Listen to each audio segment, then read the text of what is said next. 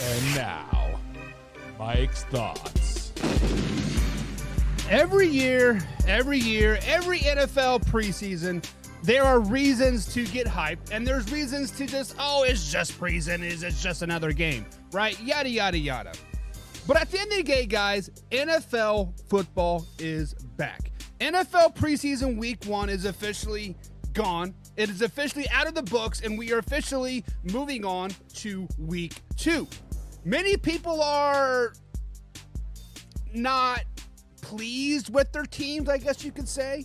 But then there are teams that are like very, very pleased. But you always get those people who are like, it's just preseason. It doesn't matter. It doesn't matter this. It doesn't. But it does matter. Preseason does matter. Why? Because you get an opportunity to take a look at your new look team. As a Kansas City Chiefs fan, you get to take a look at Justin Ross and Patrick Mahomes if that chemistry is going to mesh. If you're a Denver Broncos fan, you get an opportunity to take a look at how the new Sean Payton, Russell Wilson marriage is going to look. If you are a New England Patriots fan, Bill O'Brien, you're like, hey, guys, there are reasons to watch the preseason. Now, there's also reasons to kind of look beyond the preseason, right? For example, the Baltimore Ravens, they won 24 straight preseason games. Let's just look beyond that, right? Many coaches, yes, a win is nice. It makes you feel good about yourself. Hey, we beat the Cleveland Browns preseason game, right? Whatever. It could add some good momentum moving forward. But at the end of the day, you want to basically focus on the first 2 quarters of the game. Yes, the whole game is important. Yes, we understand that there are players fighting for positions in third and fourth quarters. Yes, there are players that could be cut in the fourth quarter of the 49ers Raiders games and then end up on the Kansas City Chiefs roster. Yes, it is true. Excuse me. But at the end of the day, we want to focus on quarters 1 and 2. We want to focus on the game beyond the game. We want to take a look at a little bit of this. We want to take a look, when I say a little bit of this, I mean the Sean Payton, Russell Wilson, Justin Ross, Alvin Kamara in New Orleans, Derek Carr in New Orleans. That is what we want to look at, and that's kind of what we want to focus on, right? But then you don't want to really focus on, Justin Fields went 3 for 3 for 2 touchdowns. Yes, that is great. That is great momentum boost for the Chicago Bears fan and my man Beastie Combs. That is a great momentum boost to Justin Fields. Like, hey, he was pressured and he threw 3 screens and he threw 2 touchdowns. Yeah, awesome. Congratulations, my man. But guys, what this rant is all about, what this opening dialogue is all about is do not discount preseason. Do not discount the game within the game. Do not discount the first quarter or the second quarter or how your said player performs. What we're going to talk about Trey Lance coming up. Do not discredit his performance. Do not discredit Derek Carr's performance. Do not discredit Tua's performance. At the end of the day, it is just preseason. Yes, I do understand that. But there is reasons to get excited. There is reasons to be excited. NFL football is back. Week 2 of the NFL preseason is here. And it is time to start the best damn sports show on the planet. So buckle up, hit that like button. Way or No Way Monday is here. let's get this party started, ladies and gentlemen. Cue that intro. Are you ready for the best damn radio show on the planet? Man Hour Nation, rise up.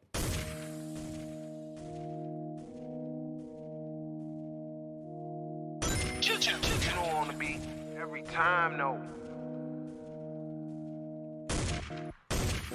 I would like to personally welcome you to Man Hour After Dark. Say that thing. I bring you the host, Mike, Buck, and Cone. You know who coming to the stage. Sports talk than what you about to hear right here. I second that. Go. You know that it's us when we talking about sports. Giving you facts on the field to the court. Tune in, we need the support. 1 hour too short, then listen some more. On all your stations, not dropping no music. Stripes like Adidas, but Nike just do it. Down 4 in the 4th, we go for the win. Michael 2 seconds, we taking it in. Buck, Mike, and Combs, you know what's going on. Man, now we're After Dark, no LA, we the big spark. No 4th and inches won't cut you short. Got the best talking, it's all sports. Buzzing more than buzzer beaters. We coming live all through your speakers, go. And what is up, Man Hour Nation? Michael Buckasha here with the Man Hour. Be sure to over to head out manhourradio.com. Check out the merchandise page. Sure, check out the blog section as well. We got new blogs, new merch dropping each and every day over there at manhourradio.com. Welcome to the Monday edition, August 14th. It is Papa's Buck's birthday. So wish my Papa a happy birthday. He's like, I don't know, 107. That man's old, but he'll be out on the Harley today, riding. I'm sure him and Mamba Buck they're going to get some wind therapy, much needed on my daddy's happy birthday. So happy birthday to Papa Buck. Hope you're having a grand old day over there in the beautiful state of Kansas. Be safe out there on the road. But guys, it is Monday edition. That means one thing and one thing only: way or no way. And if you guys are new here, way or no way is pretty cut and dry. We put out some statements and we determine if it's a way or if it is a no way. The man behind the Man Hour chat right now is my man Hoffy. He'll be joining us on air very momentarily, but right now he's doing the back office stuff, getting everything lined up for me, getting those stats, and talking that shh. That's what you gotta do, baby. My man Jay is in the chat. Jay Jillian says, preseason showed me those Lions rookies are the real deal. Gibbs and Branch, Campbell, Lapora, all those boys, they're the real deal. Yes, I did like me some Gibbs, but slow it down, baby. Slow it down. We'll see if Gibbs is the real deal come week 1. But yeah, Jay, you are absolutely right. There's a reason to be hyped in Detroit. I've been down on you guys all off season. Like, you guys are scared to win. You guys are scared to do a little bit of this, a little bit of that. But hey, maybe I'm about to eat those words. I'm not going to eat those words. I don't eat crow here. But yeah, you do have reasons to be excited in Detroit land. Man Hour, aka Hoffy, he says, what do you mean Fields' perfect QBR in preseason doesn't mean he'll be a top 3 quarterback this season? No. Sorry, Bears fans. Slow it down with Justin Fields. Yes, he did go 3 for 3 for 2 touchdowns and like 117 yards or whatever it was. 3 screens, highly pressured on all 3 pass plays, but we'll get into that. My man Arthur Brown is in the chat as well. He says, Buck, top of the morning to you, good sir, and happy birthday, Papa Buck. Yes, sir, it is that man's birthday. And Arthur Brown, top to the morning of you too, good sir. We will be talking a little bit about the Miami Dolphins today. Tua, what is going on down there in Miami? But Braxton Berrios is hurt. I don't know. We will see that. Jay already dropping that fire in the chat. I love it. He says, pump the brakes a little bit on Fields. Let me see that come week 1.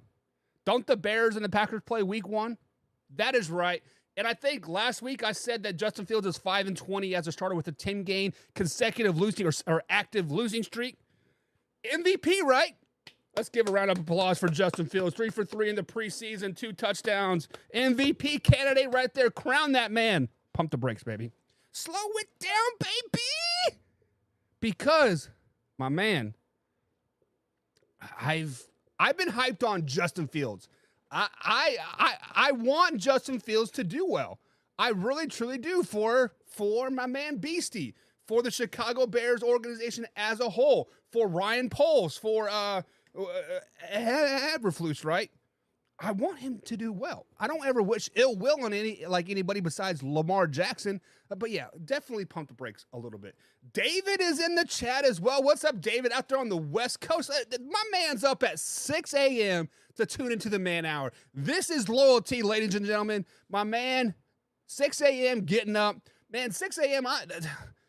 I still got a morning wood. David, I am happy you are here, man. He says, no, this year will show the importance of the running back. So the title of today's show is running back, basically a lost art in the NFL. That basically what it comes down to. And we will definitely be getting into that deep in today's show as we'll talk about Josh Jacobs. We'll talk about Jonathan Taylor. We'll talk about Alvin Kamara, Deuce Vaughn. It is the running back heavy show today right here on the Way or No Way, guys. So sit back, buckle up, and like, comment, and subscribe. If you haven't done so already, please hit that like button right there. See it, hit it. Please, and thank you guys. Hit it. Share this with a couple friends. I just shared it on the Man Hour Buck page. So guys, definitely tune in and buckle up because it is time to get in to a little bit of new news. Some new news coming into week 2 of the NFL season, guys. There's been a lot of roster cuts. So if you want to dive deep into your team's roster cuts, tune into manhourradio.com later today, and I will be posting all the roster cuts in there for each and every team. There's a bunch of them because basically teams have got to cut down from 130 some players down to like 92, I think it is this week. So if your favorite player has made the roster so far, definitely tune into that. But I got 5 big news stories for today that we're not talking about way or no way. But Ravens quarterback Snoop Huntley, my man Tyler Huntley, suffered a minor hamstring tweak in the preseason week 1 game, and he left the field. But per Coach Harbaugh, he, quote, should be okay. Why is this new, guys? Guys, this is very, very big news because let's just be honest. Last season, Tyler Huntley came in for 5 games in relief of Lamar Jackson when I think he has a knee issue. I can't remember exactly what Lamar Jackson's problem was last season, but I think Snoop Huntley looked better in this Baltimore Ravens offense than Lamar Jackson did. Now, obviously, Lamar Jackson is a starter moving forward. When you pay a man $300 million, you're not going to pay him to sit at the bench. But this is big because we know Tyler Huntley will be in a few games this season because Lamar Jackson will ultimately miss a couple games. Number 2, Houston Texans have signed quarterback again, E.J. Perry. Who is E.J. Perry? He is the USFL quarterback that was picked up by the Houston Texans earlier this offseason, but it has been cut, and now they have signed him again. Why is this a big deal? Because the Houston Texans quarterback situation is a little sus, right? I mean, obviously, CJ Stroud is the starter moving forward. Obviously, CJ Stroud is the guy, but the backup situation, Davis Mills did not look good. Case Keenum did not look good. So add a player like EJ Perry, push those 2 guys. Plus, now you do have that emergency quarterback on the roster that you can basically suit up. So EJ Perry has been signed by the Houston Texans. I think he does make a roster spot for that emergency quarterback. Miami Dolphins receiver Braxton Berrios will miss a few days after getting stitches in his head. My man got knocked the F out, and he got a couple stitches across the old eyebrow there. This is big news because the Miami Dolphins need a little bit of Braxton Berrios in their life. Braxton Berrios is going to be that X factor for the Miami Dolphins moving forward this season. Yes, you do have Jalen Waddle. Yes, you do have Tyreek Hill. Braxton Berrios, they signed him for that number 3 guy, that sleeper guy. If you guys want a fantasy sleeper, I'm no fantasy expert. That's my man, Torrey Anderson. We'll be bringing him on the show here very, very shortly. Not today, but within the next few days here. But Braxton Berrios is the X factor for my Miami Dolphins. They need that guy on the field. Saints running back Kendra Miller has a knee sprained. When the injuries fly, the injuries fly. New Orleans Saints cannot catch a break in the running back room. Kareem Hunt did visit there late last week. Alvin Kamara will miss, 3 games to start the season. They better figure out the running back situation really, really quick. But Kendra Miller has a knee sprain and will miss several weeks with that knee sprain. And last new news of the day, Washington Commanders defensive end Chase Young did not practice on Sunday because of a stinger. My man got a little stinger in his shoulders, like, I can't practice.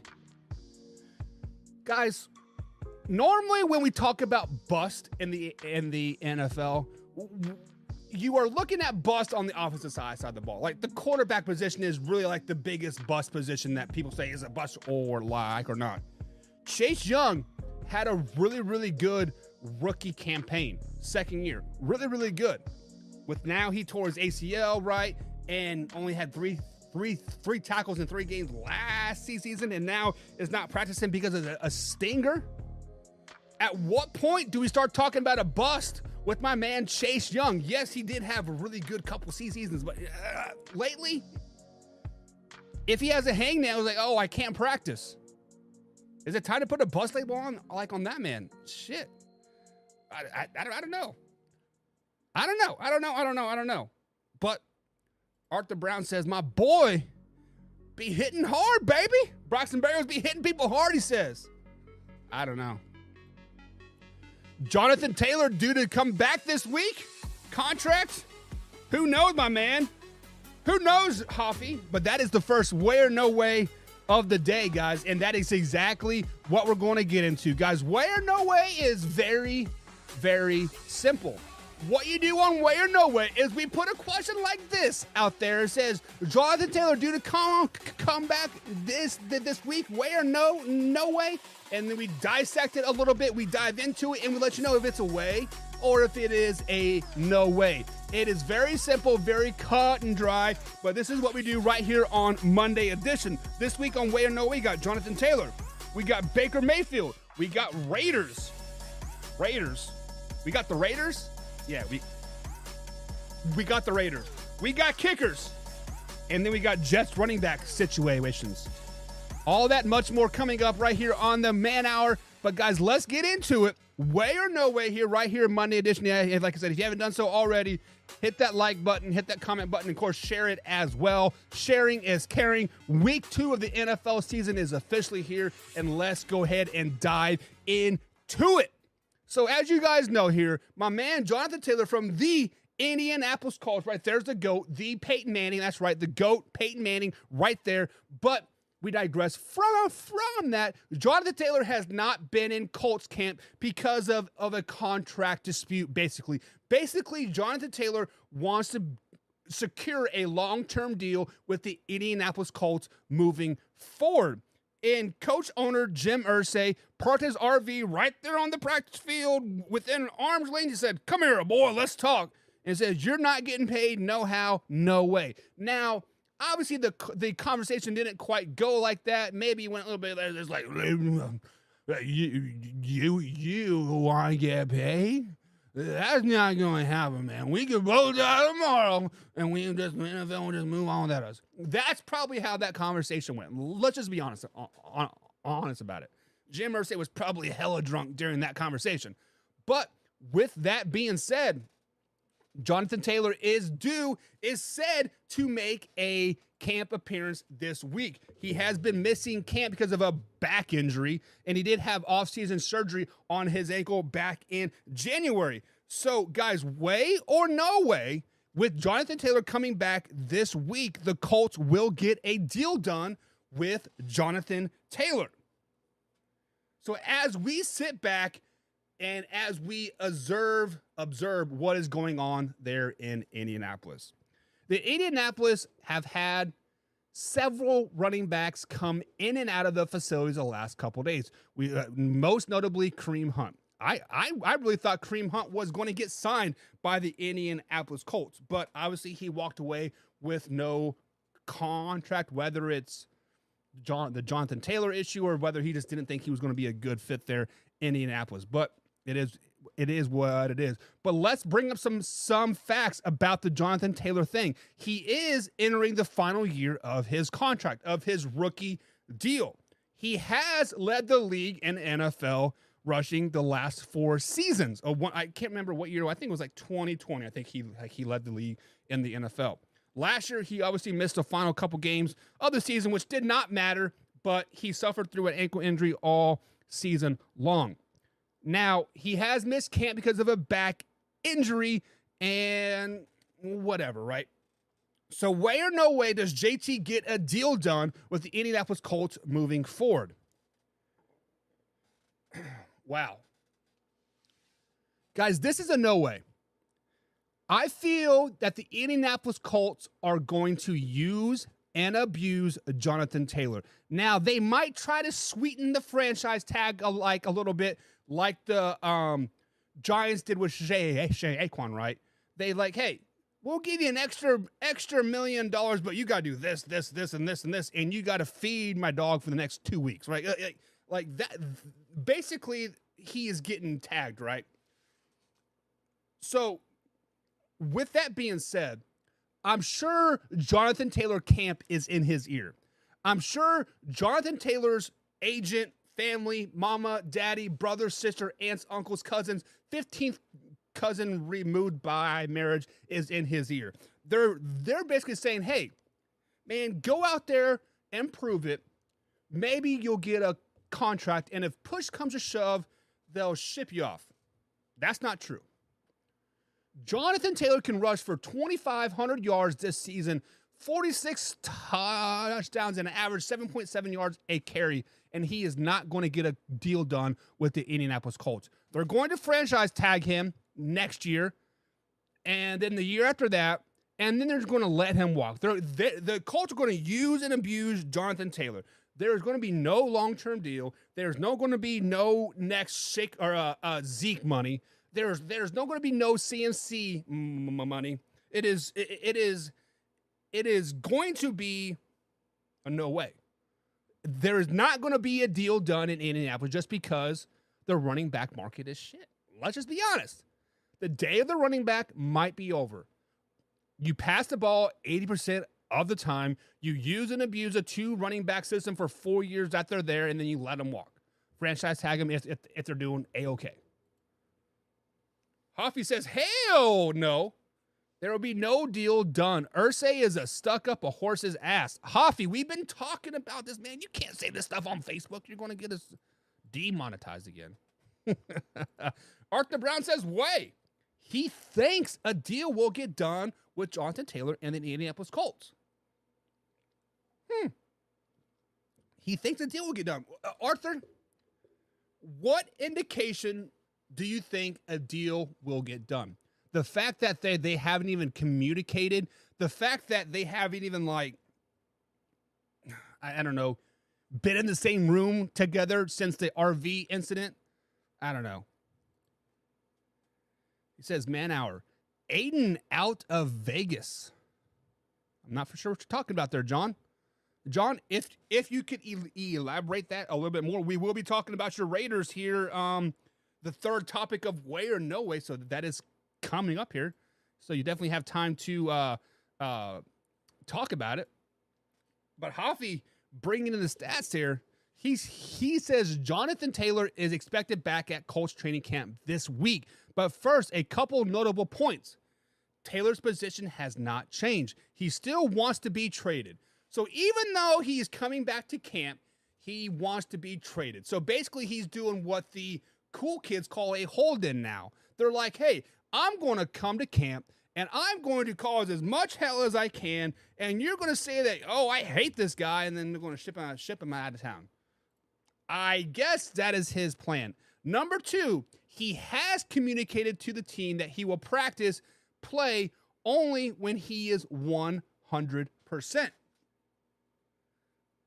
So, per sources out there, thank you, Hoffy, for that insights there.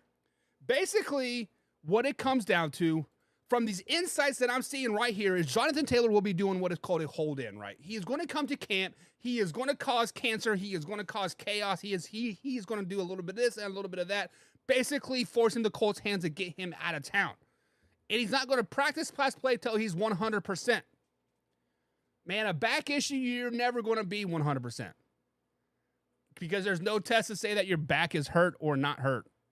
I mean, you can lie your way through the whole season if you wanted to. But yeah, thank you, Hoffy, for that insights there.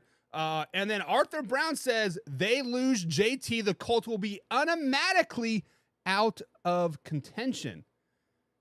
Basically, Arthur Brown says the Colts are basically a shell of themselves without Jonathan Taylor on the field. Now, I do agree with this to an extent. When I say to an extent, it is because, yes, in the past, the last couple seasons, the Colts have relied heavily, that's right, heavily on the running game. However, last preseason game, Anthony Richards did not look that bad. Richardson, my bad, did not look that bad. They still have Gardner Minshew. They still have Sam Ehlinger on the roster. Also, let's look at the running backs that they have on there. I do like me a little bit of Zach Moss. I think Zach Moss picked up very, very well when Jonathan Taylor went down last season, and it is that nice 1-2 punch that they have working there. Also, if Jonathan Taylor does not ultimately come play for the Indianapolis Colts, there are some running backs out there that are looking for a job. There are some running backs there that are looking for a job. Dalvin Cook, Zeke, Kareem Hunt was just in Indianapolis, right? Leonard Fournette. There are some big name running backs out there that would happily take the carries of Jonathan Taylor in Indianapolis. So yes, I do think the Colts will be down without Jonathan Taylor, but they will find somebody to pick up that slack.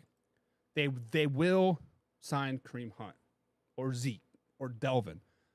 But let's look at that receiver core that they have as well.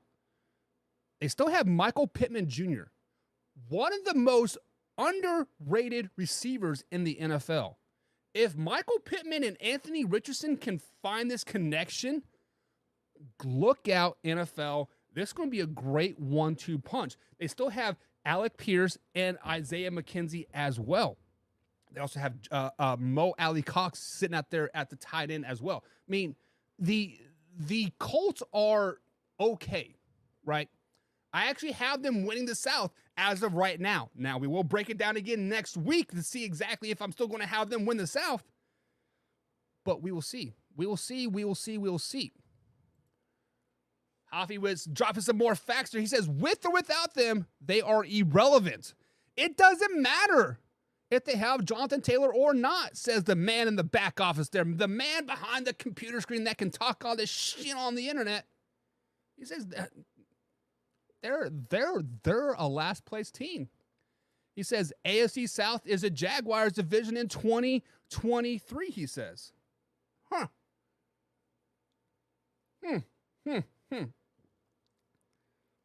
So let's talk a little bit about the AFC South, guys. Let's talk about the AFC South. Now, I'm not going to dive too deep into it because I got to keep you guys on the edge a little bit. I got to hang that carrot out for next week as we break it down again. As week 2 of the NFL preseason starts to wrap up here, or starts to start, we get to see camps and all that good stuff happening. But with that being said, the AFC South is the most wide open it has ever been. The Jaguars did get hot last season. Yes, they did. But they won the division with a 9-8 record with the last game win over the Tennessee Titans to seal the division. Yes, they did have a playoff win as well. Trevor Lawrence is not a top 3 quarterback. Maybe in the division, but not in the NFL. But the AFC South has to be the most wide open of any division out there. More wide open than the AFC North in it. Because the AFC North, you basically have the Steelers and then the Bengals. Like, I think those two are going to be battling for the top positions. And then, yes, you have the Browns and the Ravens that could possibly come up and sneak up some. But the AFC South, you could literally put anybody up there, even the Houston Texans. And I think you can definitely support it, right? You definitely can support one way or the other whether a team is going to win the division or not.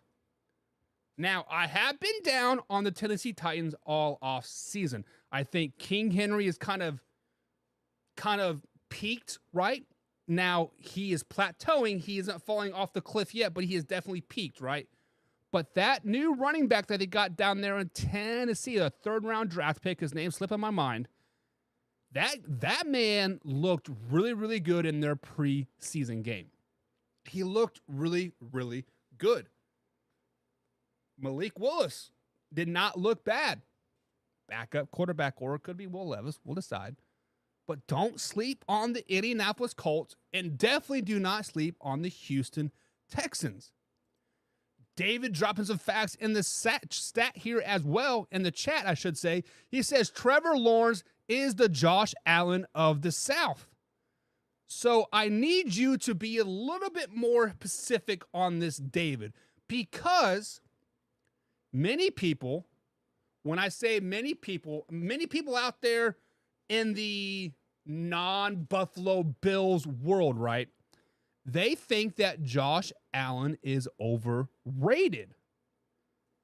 When I say overrated, to me, overrated means like you're getting paid $100 million a season and you just cannot perform. You cannot get above that regular season, 10 wins. Yes, the Bills get like 13 wins in the regular season, but they can never win in January. When you get paid a top money in the NFL, you have to perform in January. And that's where the overratedness, is that even a word? Overratedness comes with Josh Allen. You can also put Lamar Jackson in there. Hell, you can put Ryan Tannehill in there.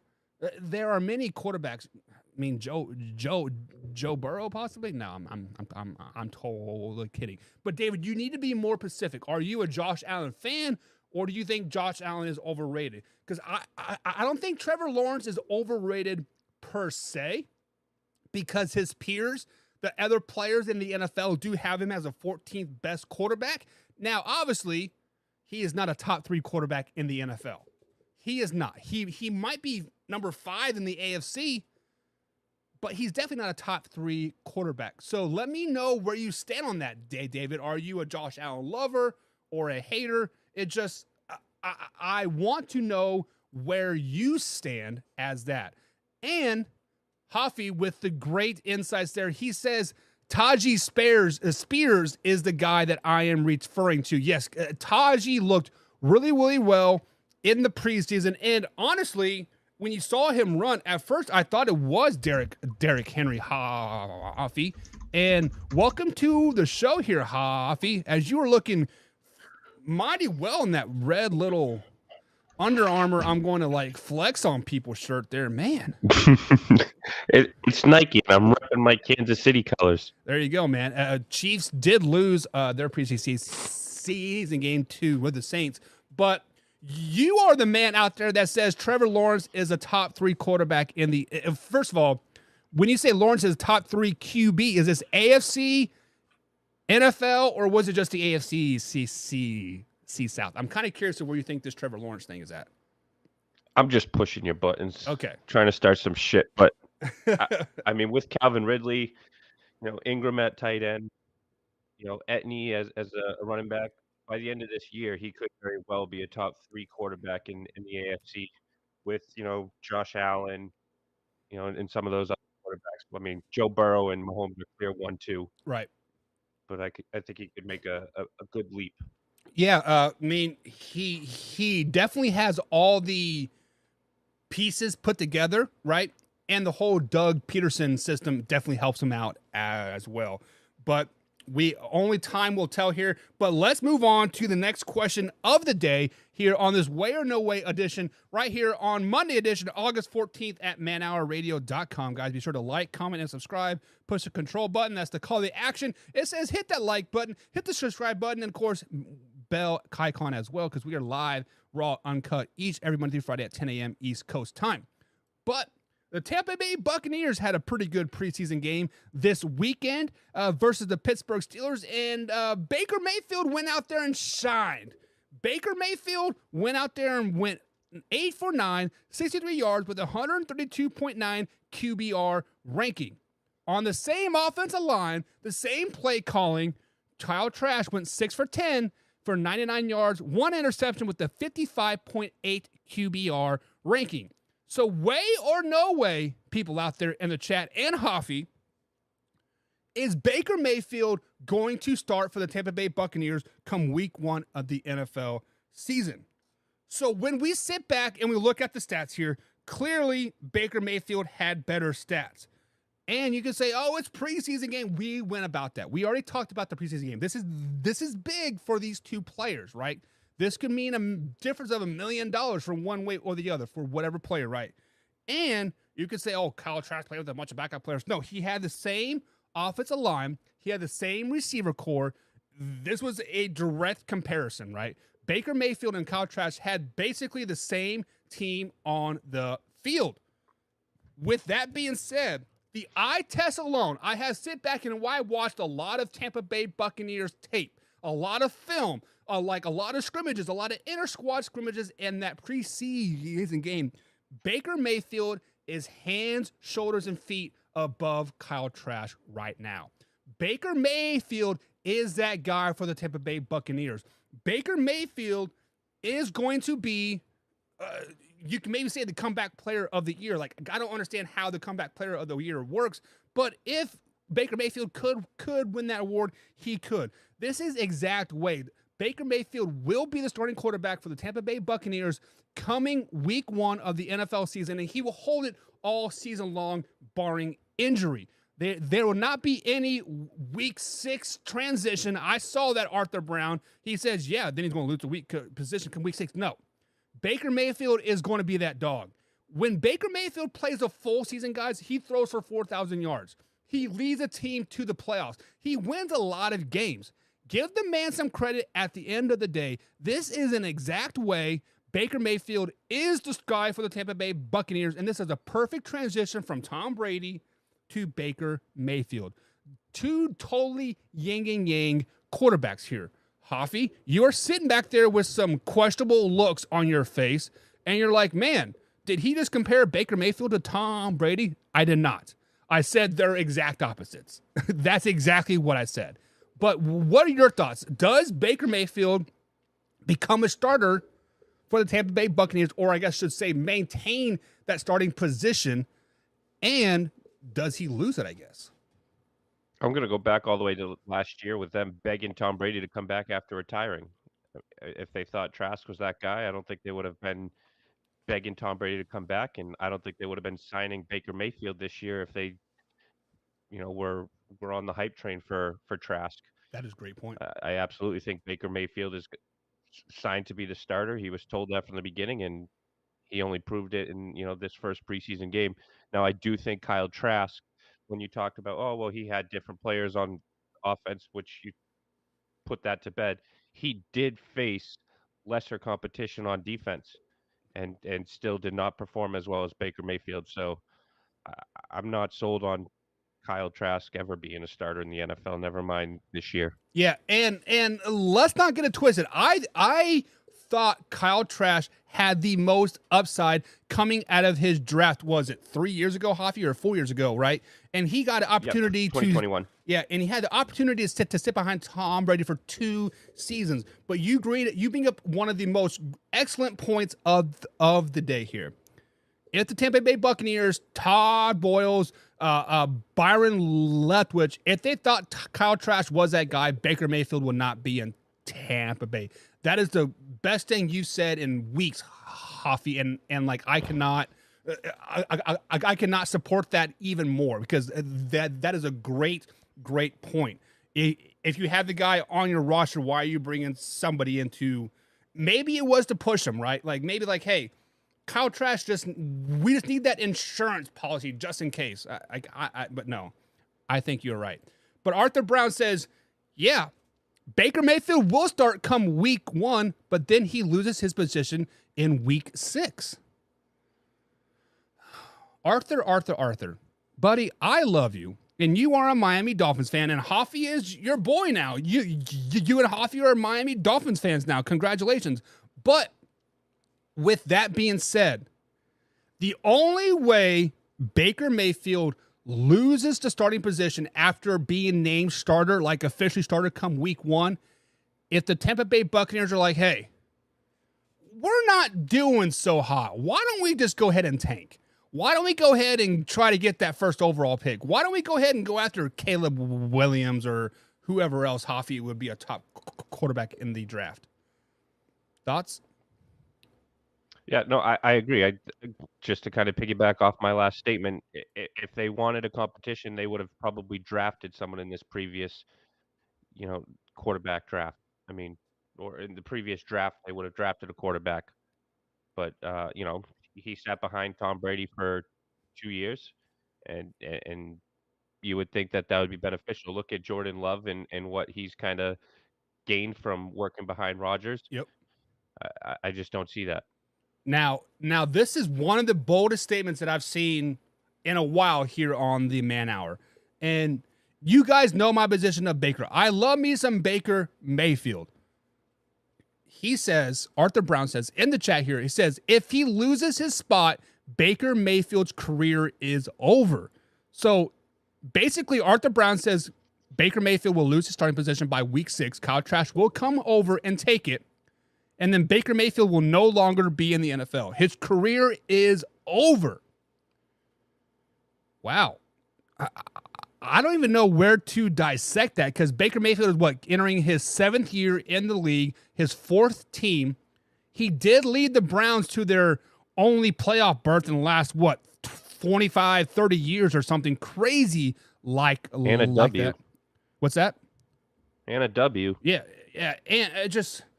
I think Baker Mayfield gets one of the baddest raps out there. And we've talked about this, was the last week, Hoffy, where why do people hate Baker? And it was basically they could not point to anything on the field. It was all about his commercials. It was all like about the Hulu live sports and all this other crap. Like, it was his notoriety. They could never point to anything on the field. But on the field, Baker Mayfield has 4,000 plus yards passing every season that he plays. He wins games. Dude came in on less than 5 days' notice and picked up a W for the Rams. And it was Rams over the team was Raiders, wasn't it? Shit. Yeah, the Rams were the worst team in the NFL, hands down, last season, riddled by injury. I don't know. David coming in with the chat here, and he says Baker is good. He's like Nick Foles, just needs a supporting cast. So let's talk about Nick Foles. Nick Foles was only good in Philadelphia green. Any other team, that man was the worst quarterback on the freaking planet. When he went to Arizona, terrible. When he went to the Colts, terrible. When he went to the Bears, terrible. But he goes back to Philly, man, he is like the greatest thing since sliced bread. Almost like Matt Flynn in the Green Bay Packers. So, obviously, every quarterback needs a little bit of yang to the yin, right? But Baker Mayfield, I guess you can say, does need a little bit more help, Hoffy. Do you think Baker Mayfield could, win with be like a Tom Brady and win with a bunch of no-name receivers and make them great in just a solid running back in like a defense? I don't think so. I think David's right. I do think Baker needs that star receiver, and he has that in Tampa. Let's just be honest. Let's look at the Tampa Bay roster here. They have Goodwin. They have Mike Evans. They have Keyshawn Vaughn. They have Rashad White. They have one of the best offensive lines, if they're healthy, in the NFL. The Tampa Bay Buccaneers are a really, really good team. Baker Mayfield might be that missing link. Hoffy, any thoughts on that before we move on? Yeah, Chris Godwin, it was coming off of that injury last year, and still was a solid wide receiver. But before that injury, you could talk about him and Evans being the top 1-2, combo in the NFL. And if he's able to get back to what he did 2 years ago with, Tom Brady, Mike Evans, and that offense, then I don't see why that this offense can't be successful in Tampa Bay with Baker running it. Yeah, and if we look at it, I've been on many other shows, Luke G's show, Chris's show, and these are not Tampa Bay shows.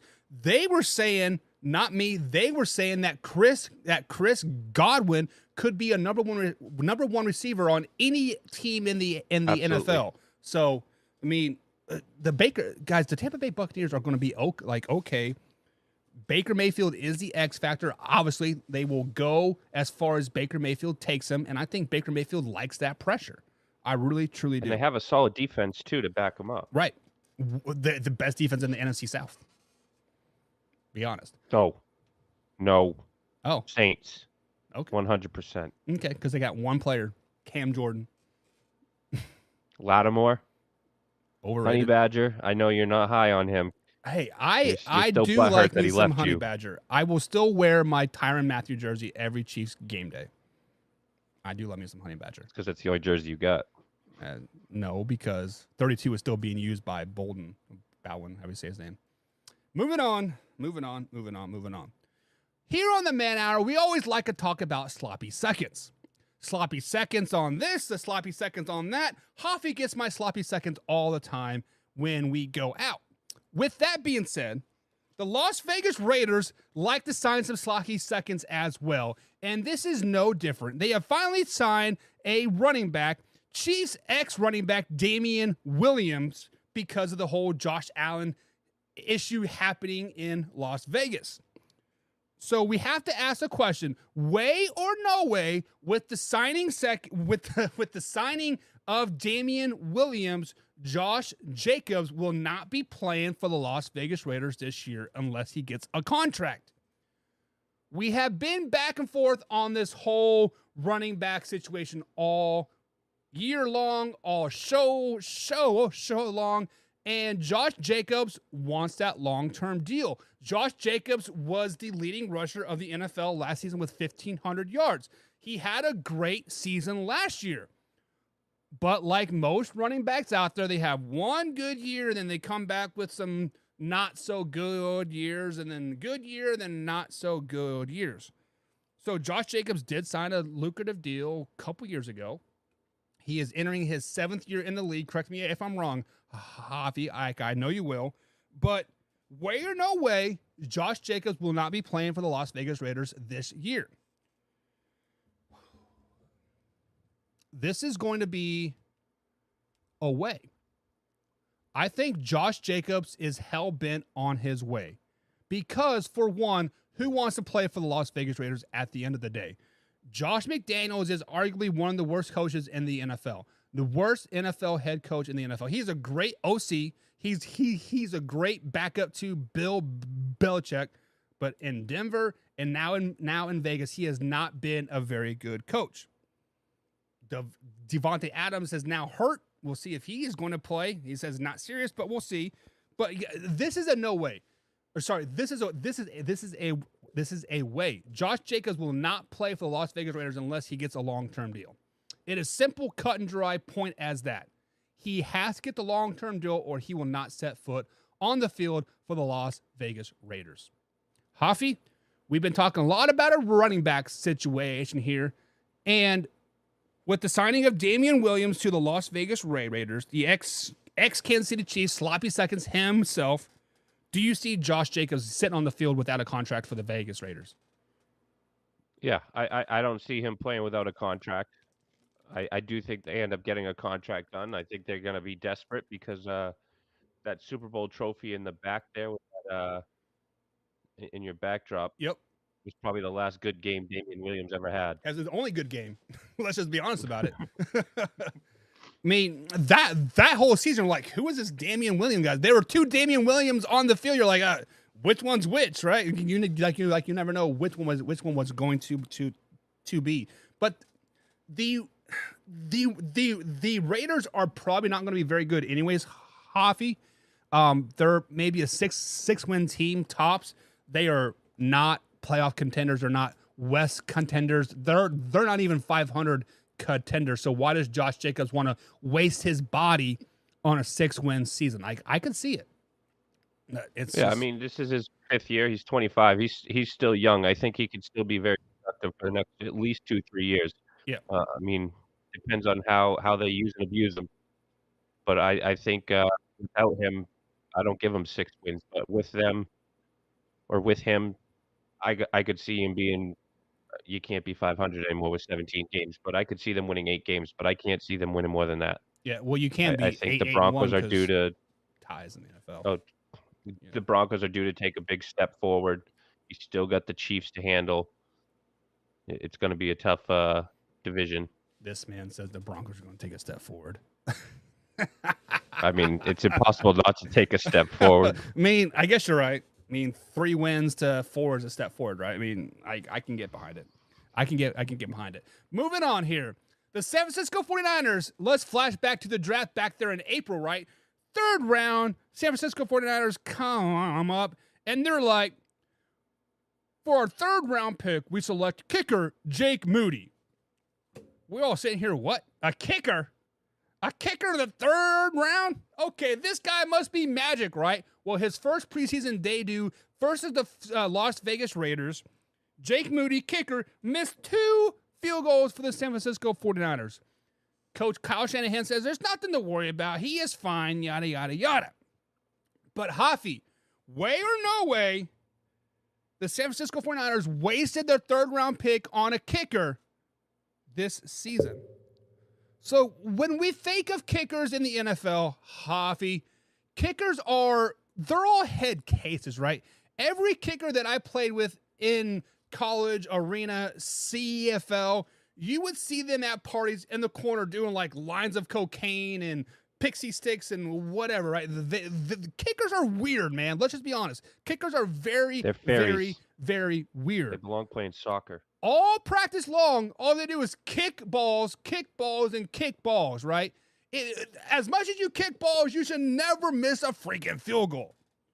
So as a rookie 3rd round kicker, you went 0 for 2 in your preseason debut. They should be worried. They should be worried because kickers get cut every day, Hoffy. Let's flash back to the Dallas Cowboys a couple years ago. Was it Zerline, right? Arguably one of the most accurate kickers. This is before Justin Tucker really blew up. Zerline was like one of the best kickers in the NFL. He missed, I think, 2 or 3 field goals, and the Cowboys cut his ass. They're like, get out of town. We can't be having you miss these field goals. You have one job and one job only. As a rookie kicker, this is big concern for the San Francisco 49ers. You have to make field goals. You have one job and one job only. You literally took 6 points off of the board because you cannot complete your job. Now, you can say, oh, he was nervous. It was his rookie debut, yada, yada, yada. This man played at Michigan. There were more fans in the stands at Michigan than there was during that preseason game. Let's just be honest. This is a way. The San Francisco 49ers messed up in this 3rd round pick. The San Francisco 49ers, you never draft a kicker. You never draft a punter. You never draft a long snapper. Come on, San Francisco. Hoffy, they messed up. Face it. Oh, absolutely. What they need to do is, I'm sure the phone number is still saved in John Lynch's phone, but give good old Robbie Gould a call. He's still a free agent. Bring him back. Hell, if I remember correctly, Robbie Gould said he never wanted to leave San Francisco or retire or whatever, right? And correct me if I'm wrong. Wasn't Robbie Gould the only kicker that's been franchise tagged? I believe so, yeah. It's something crazy like that. Something crazy. Yeah, and he helped them beat the Green Bay Packers 2 years back in that absolutely atrocious weather game. Yeah. I mean, Robbie Gould was a franchise for the 49ers for ever, right? But it is what it is. So as we dive deeper into the show here, going on to hour number 2 right here on the Man Hour, guys. If you haven't done so already, please like, comment, and subscribe. If you're going to miss any part of the show whatsoever, this will be on podcast form first thing in the morning, tomorrow morning at 6 a.m. That is when it goes live on the podcast form. Actually, it's about midnight, but, who is up at midnight wanting to download some podcasts? But Spotify is where you guys can find that at. Definitely download it on Spotify, follow us, and leave us a ranking as well if you're on that Spotify forum. But, of course, we always upload the clips every 3 hours right here at Facebook.com and, of course, YouTube.com/man-hour. But when we do upload these clips, Hoffy, people like to talk. People like to talk and they like to, basically challenge what I have to say, which I love every aspect of a good challenge. But sometimes, Hoffy, they come into toxic form. These comics come into a toxic form, and that is where we're going to go. We have the toxic comment of the day. And this toxic comment of the day comes from our no quarterback issues in San Francisco clip. Now, to refresh your memory from this clip, basically, Coach Kyle Shanahan said that we have no quarterback issues in San Francisco. And I'm like, why not? But then I dove deeper into the stats, and every quarterback that started 2+ games for the San Francisco 49ers last year had a QBR ranking of over 100. The only team in the NFL history to ever do that, to start 3 quarterbacks in a season that all have over QBR of 300. Now, this comes from the YouTube page. My man, DR Serve 61, this is 21 hours ago, so this is pretty recent. He says, and I mean, with we all due respect, so first of all, Hoffy, when somebody says we all due respect, we know he's going to pew, shoot some shots, right? Because, we all due respect, but you're fucking stupid. But let's go ahead and go back to this comment here. He says, we all due respect. What are your qualifications to analyze film? You have me interested, but before I make the effort to watch your analyst, I like to understand your experience. So, Hoffy, this may not be a, quote, toxic comment, but this is, challenging something that, I have spent my whole entire life doing. I break He's down... challenging your manhood. Yeah, I break down film as my job, right? As my high school, as being a high school coach, that is my job, is to break down film each and every day to get my kids in the right position, to make game plans, et cetera, et cetera, et cetera. But if we want to take a step further, when we say we all due respect, first of all, that's a red flag, number one. And before I make the effort to listen to your analyst, let's go over to ESPN, right? Let's go over to who breaks down who was the draft experts there, Hoffy, their name's not even remembering, but what gives these draft analysts the expertise, right? It's the hours upon hours of actually sitting down and watching the film. It is the hours of saying, this doesn't work, but this does. So why are you doing this? You should be doing Mel this. Kiper? Yeah, Mel Kiper. Todd. Guy's probably never played a sport in his life. Right. So now I understand where you're trying to go with your comment, but I don't need to validate myself. I don't need to tell you that I spend 8 hours a day watching film between NFL and high school, right? I don't need to tell you that I've spent the latter part of my life playing this game of football, learning from some of the best head coaches out there, learning how to watch film. In college, Hoffy, we would literally have we would have a 2-page schedule every day. Our days would be mapped out. From 5:30 to 7:30, it was sitting down with your position coach and watching film. This guy would break down everything from, your left foot is 3 inches too forward, man. Because when you do that, you are giving away that you're going to go blitz, right? It's stuff like that gives you that validation. So what is this guy's name? Dr. Serve 61. My expertise comes from years of experience, from high school to college to CFL to arena ball. My expertise come from hours upon hours of day doing this for a living. Hoffy, does this guy have any validation saying we all due respect? But where your expertise come from? Come on, man. With all due respect, how's he allowed to call himself a doctor? I mean, it could just be like DR, like Dwayne Riggs is his name, and he's like, hey, but yeah, his name's Dr. Serve. Dr. Serve 61. Come on, Dr. Serve. Jesus. Doctor, serve these nuts. But let's just be honest.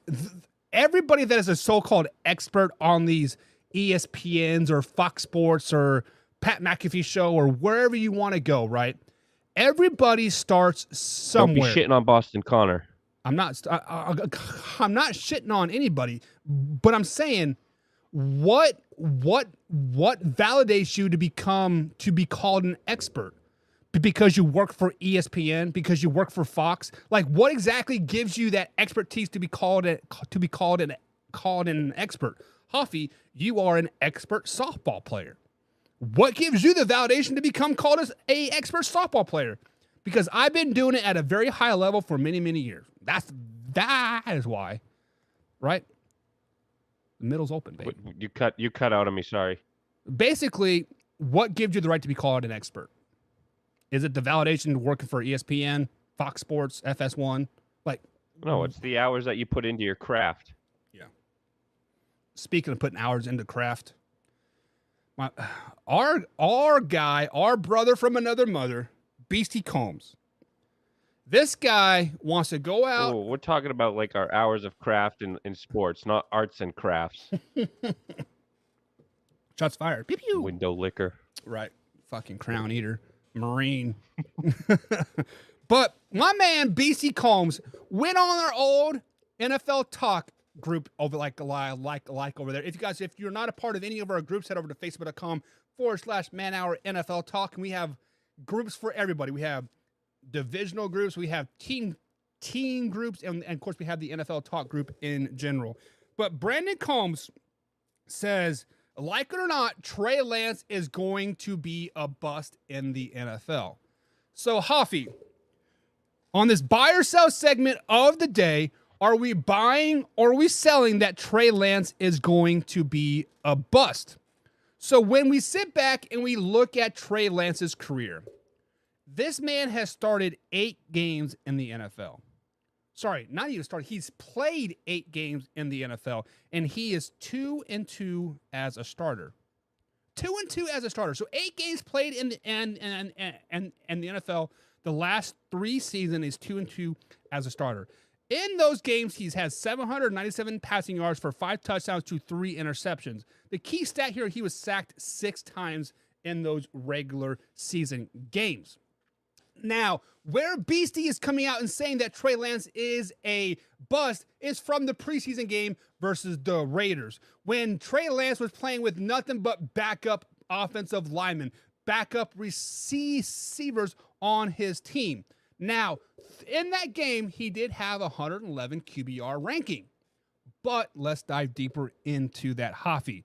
He did play from behind all game long. So they were trying to throw the ball all over the field and basically come up, right? Basically not the San Francisco 49ers MO.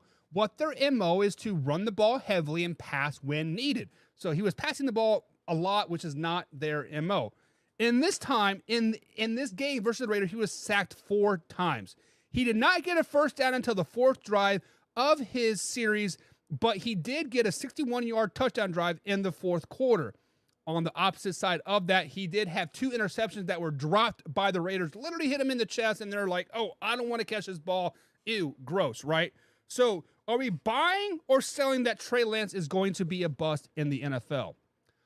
I am going to waffle around this answer, Hoffy, because the waffle of the answer is just like my Trey Lance scenario waffle a couple years ago. I thought with the Trevor Lawrence, when they had the the Ohio State coach, what was his name? Slip in my mind. Urban Meyer. I thought he was going to be a coach, be a bust with Urban Meyer. Now that Doug Peterson is in there, scenarios have changed. If Trey Lance stays with the San Francisco 49ers, he will be deemed a bust because he will be a career backup or a career 3rd string quarterback for the San Francisco 49ers. Now, if he were to switch teams, go to the Seahawks, go to the Tampa Bay Buccaneers, go to the Houston Texans, or somewhere besides San Francisco 49ers, he will not be a bust.